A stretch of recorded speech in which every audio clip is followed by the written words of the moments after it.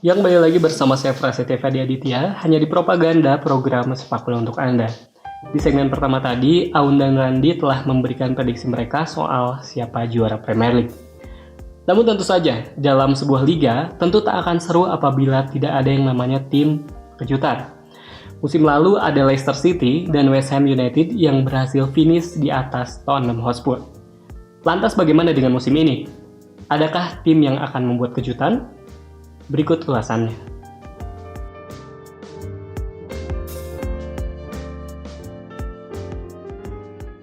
West Ham boleh dimasukin nggak? Atau jangan West Ham? Oh boleh, West Ham berarti. Oh enggak, kalau karena West Ham musim lalu masuk Europa League, maksudnya main di Europa League musim ini, saya mungkin bakal masukin Aston Villa. Brighton and Hove Albion. Orang kan menyangka ketika Jack Grealish pindah ke City, akhirnya mereka berkurang lah sebagian besar kekuatannya. Itu iya, tapi yang saya lihat mereka juga memaksimalkan dana transfer yang mereka dapat 100 juta pounds itu dengan cukup baik dengan membeli beberapa pemain yang emang dibutuhkan.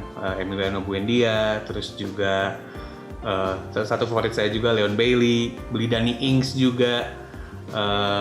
Dan juga mulangin Ashley Young lagi ke Inggris. Saya ngerasa mereka transfernya spend well lah. Itu juga salah satu faktor yang membuat saya ngerasa mereka bakal berbuat bagus lagi di musim ini.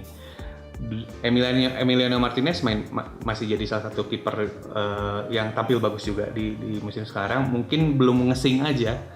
Makanya di dua partai awal Premier League belum kelihatan banget kayak musim lalu gitu, bagaimana mereka di game kedua aja udah bisa menang lawan Liverpool dengan skor 7-2. Mungkin masih banyak waktu untuk sing, tapi kalau misalnya bicara potensi dari skuadnya, saya ngerasa Aston Villa ini bakal bikin banyak kejutan di musim ini. Mereka bahaya saat set piece, saat tendangan pojok. Pertama itu, terus kedua mereka ini agresif gitu kan ketika melawan tim-tim yang terutama possession ball gitu kan. Terus selain itu juga mereka pandai untuk menyelesaikan peluang-peluang di lini depan gitu kan. Dan juga strikernya nggak egois. Jadi mereka juga si Brighton ini bermain cukup kolektif gitu kan di setiap pertandingannya.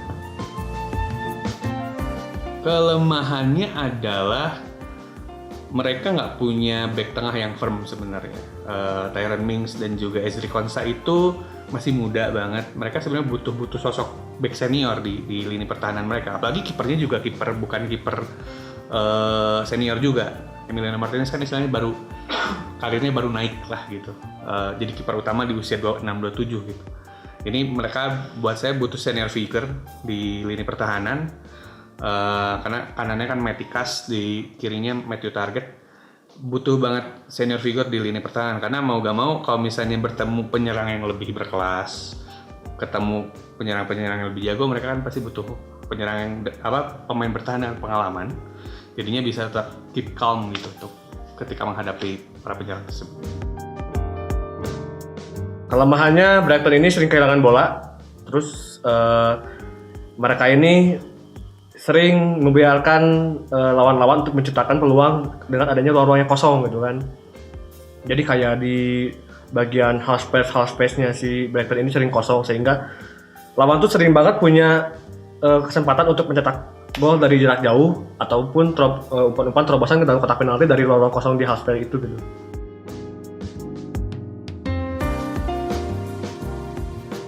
Saya yakinnya sebenarnya mereka bakal ke Eropa sih. Kalau misalnya lawan tim-tim besar mungkin tetap agak kesulitan juga, bakal agak terbugi. Tapi ketika mereka bisa di posisi jauh lebih baik, sepertinya buat saya sih mereka bakal ke Eropa sih musim ini. Karena mereka punya transfer plan yang cukup bagus. Terutama setelah Jack Grealish keluar.